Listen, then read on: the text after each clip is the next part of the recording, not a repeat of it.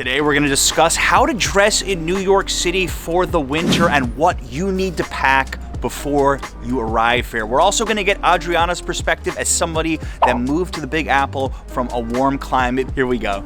I need to preface this by saying that I grew up in northern New Jersey, so winter was never really something that I thought much about. I think I've got a pretty good tolerance to the cold. Welcome to my walk-in closet. Still feels weird to say that. Going out in winter, you need to layer. Always like to begin with an undershirt. I haven't worn thermal underwear since I was in elementary school. My mom made me do it. I don't know, because I have hairy legs. My legs almost never get cold.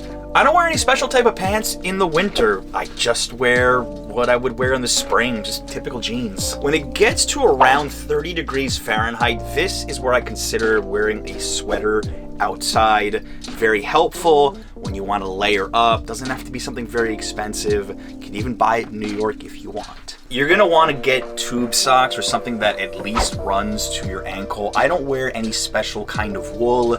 I think it's just as important to have really good shoes, which we're gonna get to in a bit. So these are my standard winter socks. When it comes to jackets, you're not gonna have the luxury of packing as many as I have in my closet. But for me, when it's about 40 to 50 degrees, I call this my medium jacket. And something like this would be perfect for the shoulder season in New York. Let's say November, March, into April. This isn't gonna cut it in the dead of winter, but I do tend to wear this a lot. I really have two options for extremely cold days. This is a Michael Kors jacket. This is more of like a fashion look. It's pretty heavy. It's made of wool, so just holding it up, you can see how heavy it is. Really good lining, and the importance of a jacket in winter, yes, it's gonna keep you warm, but more importantly, it's keeping the wind away and it's keeping the elements away. It's keeping the snow away, the rain, stuff like that. Bought this North Face jacket for a trip to Patagonia, Argentina years ago, and it's still holding up strong. Now, I prefer this if there's a blizzard, if there's a snowstorm, if it's brutally cold.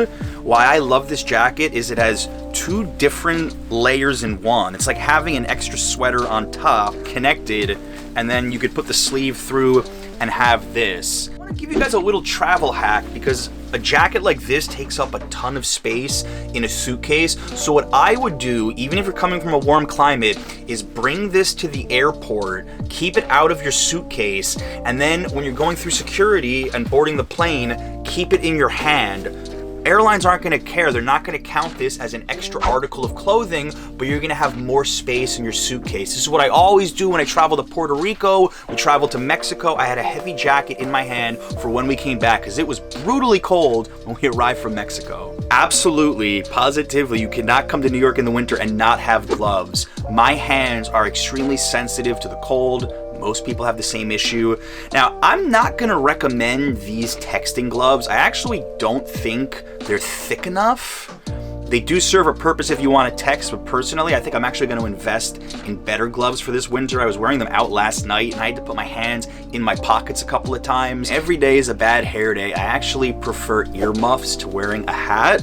Doesn't touch your hair, and it keeps your ears warm, which is really important because just like your fingers, your ears are very sensitive to the cold and to the wind. Now, if it's snowing or raining outside, I will be forced to wear a hat, and sometimes if it's brutally cold, I will also wear a hat. Now, Adriana somehow found every single hat that I lost in about a 5-year span and put them all here. It's incredible how many hats that I have that I didn't know that I had. Some of you out there may prefer wearing a hat to earmuffs.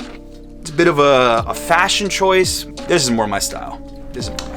Waterproof boots are a necessary evil when you're packing for New York City, and I call them an evil because they do take up a lot of space, but when it's really cold out, these are a lifesaver. I was walking a couple of days ago wearing my Converse for about 20 minutes outside, and it was something like 20 degrees Fahrenheit, and my feet actually started to get cold. With these on and decent enough socks, there should not be a problem. But there's a bonus here, the fact that they're waterproof. If it's raining, if it's snowing, heck, even if it snowed 3 or 4 days earlier, the dreaded slush of New York City, just walking through that, having waterproof boots, you won't even notice. If you're wearing sneakers and your feet get wet, that could ruin your day. All right, so this is me prepared to go outside when it's about mid-30s Fahrenheit. Scarf, kind of optional for me, but we're gonna wear it just for fun. What do models do? I don't know. Isn't it Fashion Week? Isn't it Fashion Week? So now I'm gonna show you my perspective. I'm from Mexico, and the place I was born in is very warm. So I wasn't used to this cold weather, and I was really concerned when I came here for the first time. I have a lot of shirts like this one, where I don't feel like if I have a different sweater and I don't want to show that I have an undershirt, you can see the neck is like this. But I can protect my arms with this one. So today I'm gonna wear leggings, but I need 2 pairs because my legs are really cold. So I have these ones. I don't know if you can see, but they're really warm. I don't wear these ones in the summer, of course. And then I put these leggings, they're thinner above them. I had no clue she wore this many layers. I never paid attention. Of course, for a really cold day, if it's not that cold, then I only wear these ones. The socks, I'm different too than John because I wear my regular socks that I'm wearing right now. But I also have, I think they're called Nordic socks. I'm not sure, correct me if I'm wrong, but they are these heavy socks. I wear 2 pairs of socks, the regular ones and the thick ones. Then I have a lot of sweaters too, which I love. Today I'm gonna wear this one. It's super warm, so I don't need an extra layer, so I don't feel like a piñata.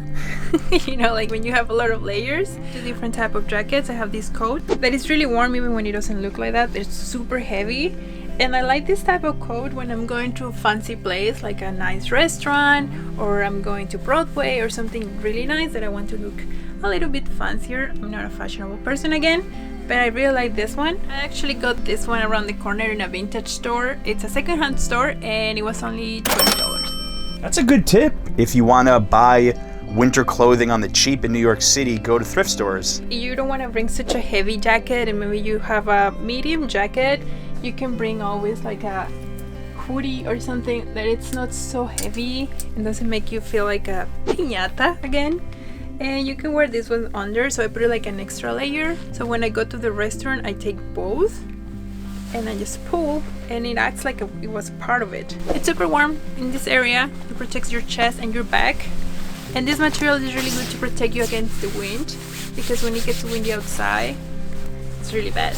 This also protects you from the wind and snow. I do actually need a hat. I can't do just the ear covers because it protects me also from my forehead and part of my neck. So I always get a hat if it's super cold. I also hate scarves because you also have to carry them. It's very annoying once you get in a warm place. But I like it because when it's windy outside, you can just put it on and you cover your face, and the windy doesn't affect you that much. I bought these ones for $5 in Midtown. I was so lucky because I thought it were just gonna be for the moment because I forgot mine. I like this type of gloves because I like to have my fingers free in case I need to look for something on my purse, or I need to text. My winter shoes, they're waterproof, and I like it because they are really warm inside too. So my feet are really well protected. Frustrations of dressing for winter? I hate it. If you go to a restaurant, you have to put your jacket, your scarf, and everything somewhere. And? Oh, God. 20 minutes later? You should do the Bob Esponja.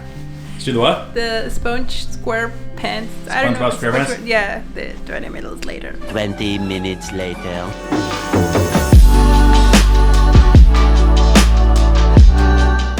An important thing about going out when it's cold, especially if you're gonna be outside all day, is being adaptable. So right now, I feel like it's just too warm for my scarf. It's about 37 degrees. But if I was out all day, you might actually need it. Literally, as I said, I was too warm to wear the scarf. It just started to get windy, and now I'm gonna put it back. This is the problem with winter in New York City, situations like this.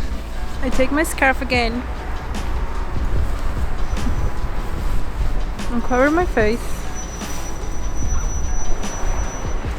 And there you go.